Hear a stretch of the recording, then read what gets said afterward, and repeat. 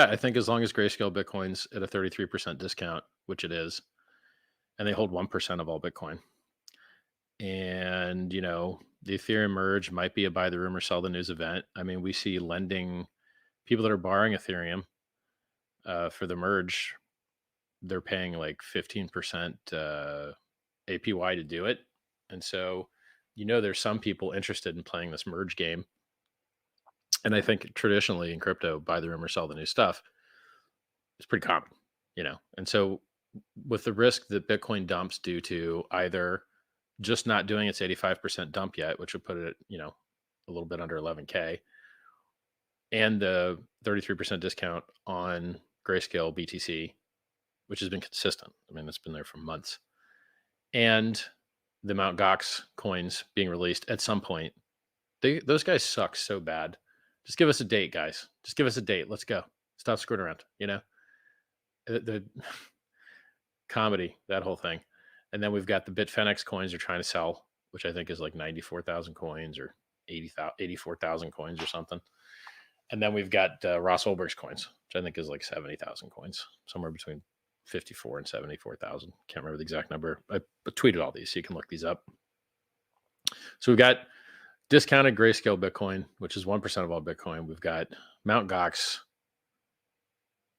Bitfinex, and the federal marshal's probably selling Ross Ulbricht's coins because he signed off to let them do it to pay his restitution. And then normal cycle dump, right? And then maybe buy the rumor, sell the news for merge. So in my mind, it's the dream bottom would be the Grayscale discount goes away.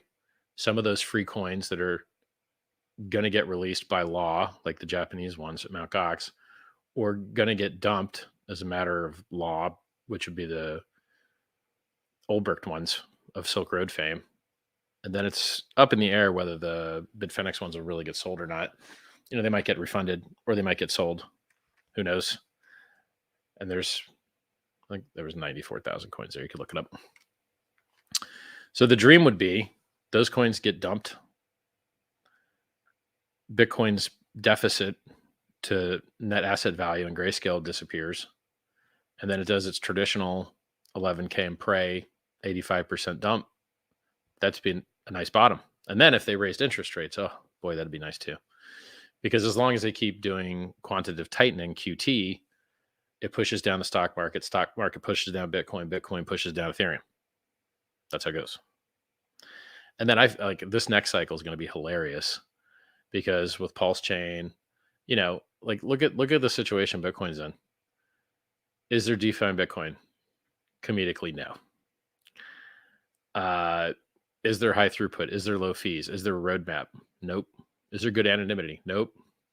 Now I was just talking to a lawyer today about the Tornado Cash situation. And I'm not a lawyer. This is not legal advice. But he says that, the sanction just addressed USDC, which means it could be the case that you can still use Tornado Cash using the ETH address. And as long as you're using IPFS to access the contract, it seems like it should be okay. But if you mess this up, it's devastating. Don't mess it up. Be very careful. Get your own legal advice. Of the many things in this world that you want to toy with, sanctions are not one of them. The government takes them very, very seriously. So I would get legal advice from a lawyer before I did anything related to sanctions. So yeah, bear markets don't last forever, right? So if our top was, let's check the chart here. Check the chat.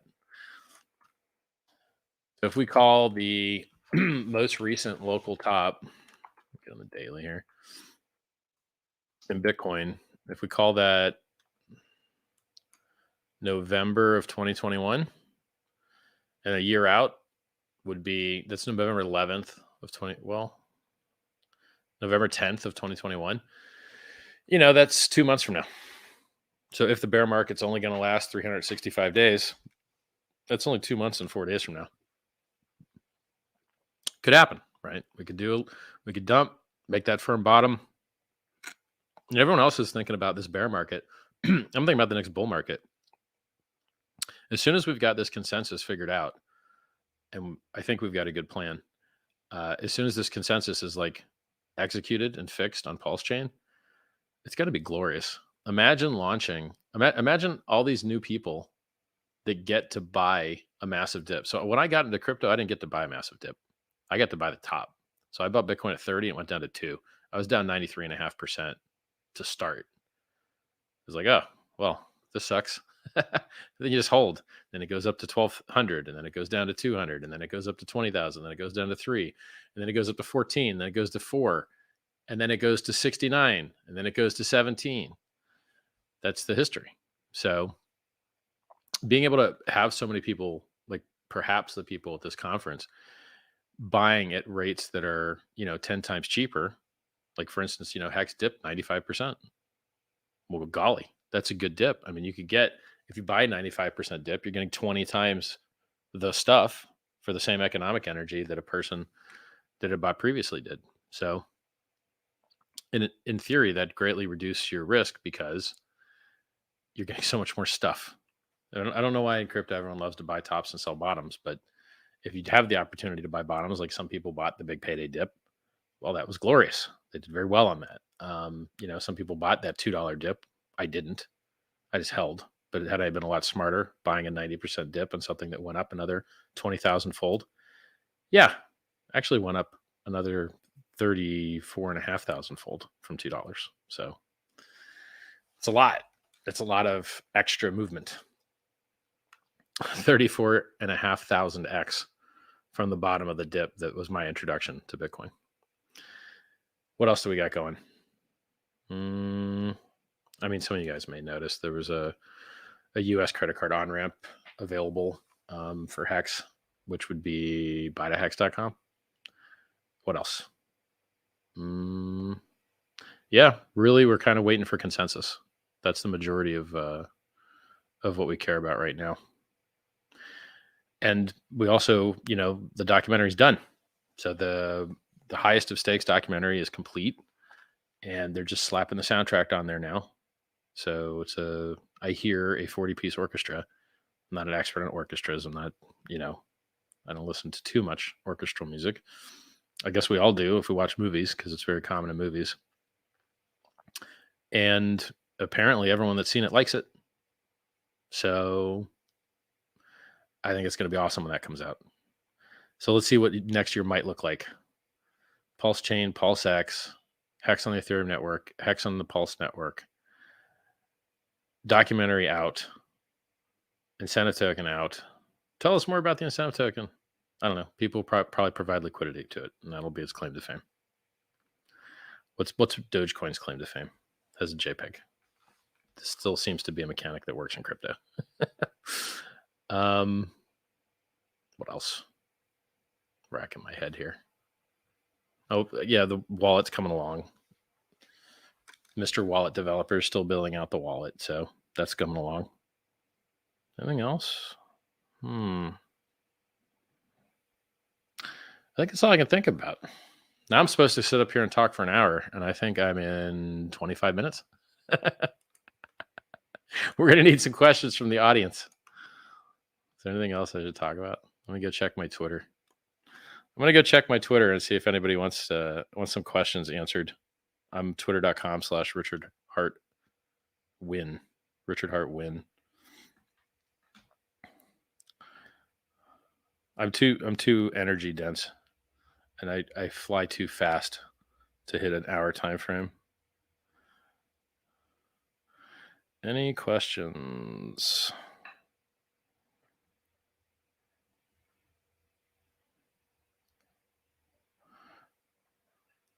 I'm on live stream. That ought to confuse the heck out of me. Because they're all going to go to my channel. Richard, if you can hear, it's Big Philly Stakes from Toronto again. I think I last talked to you in March at Hex. Hey, what's going on? You told me I got raped by the thing I had to get a shot in to get out of the country of Canada. That sucks. You made it out and in, or you made it into the You didn't US. die from a blood clot, so that's nice. Are you still here? Maybe I'm there still is a here. lag. Anyways, Richard, it's been 6 months since Yep. I talked to you. Anything happened in those 6 months? Well, I mean, the prices of everything I, died. Does that count as happening? Crypto got shot in the head and fell over. I mean, are you talking about Pulsechain and PulseX development?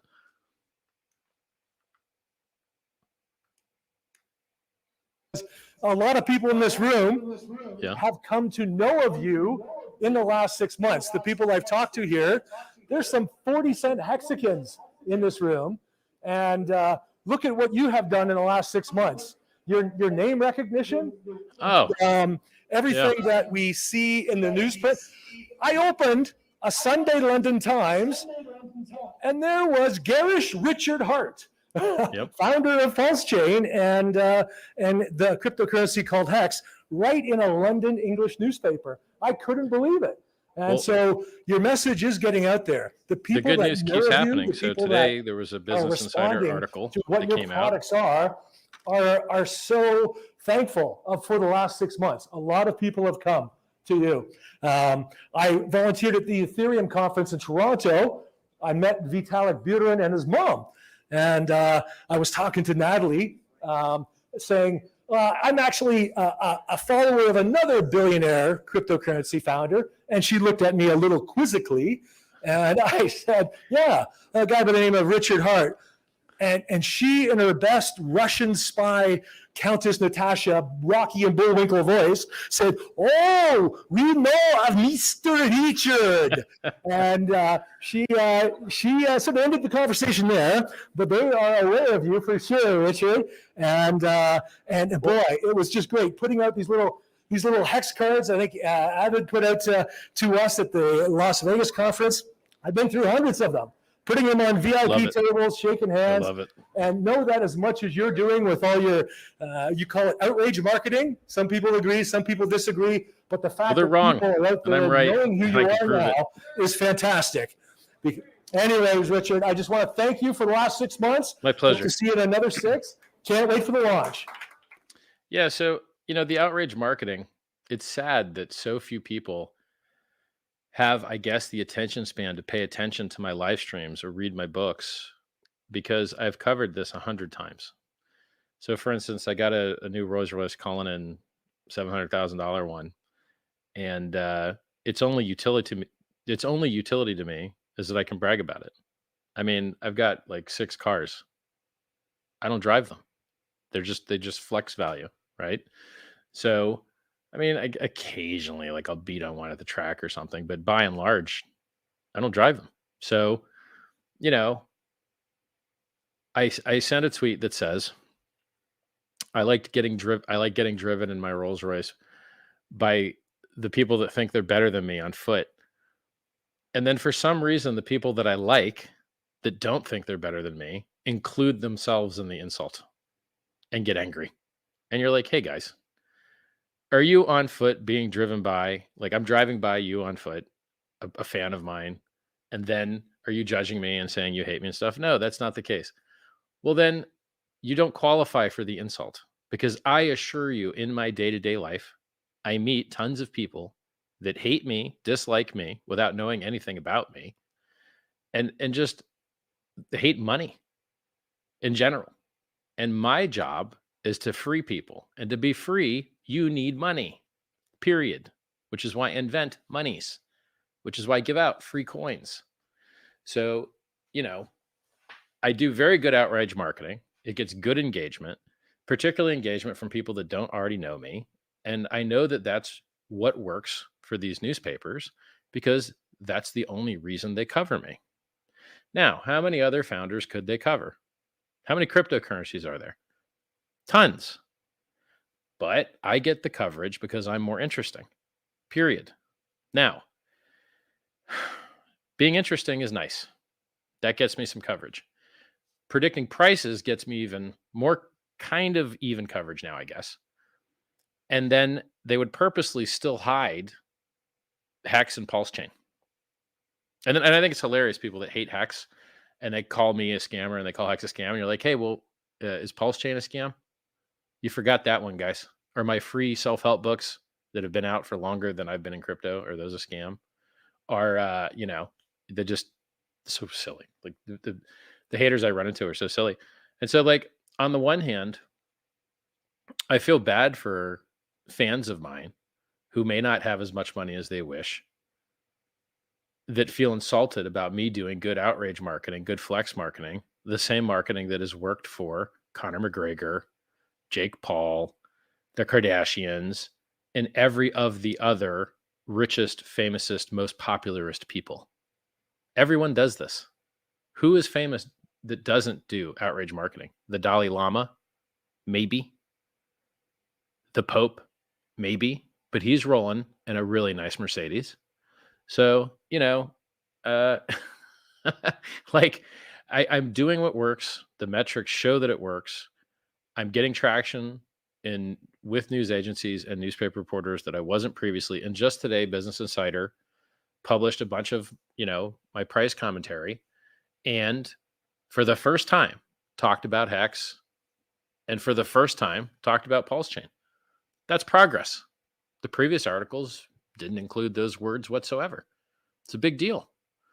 And so when people write favorably about me or Hex or Pulsechain or the SENS Foundation or medical research, stuff like that, I like to reward them with likes and retweets. And, if their reach grows, good for them. They deserve it. And then maybe they come back and talk to me about more interesting stuff.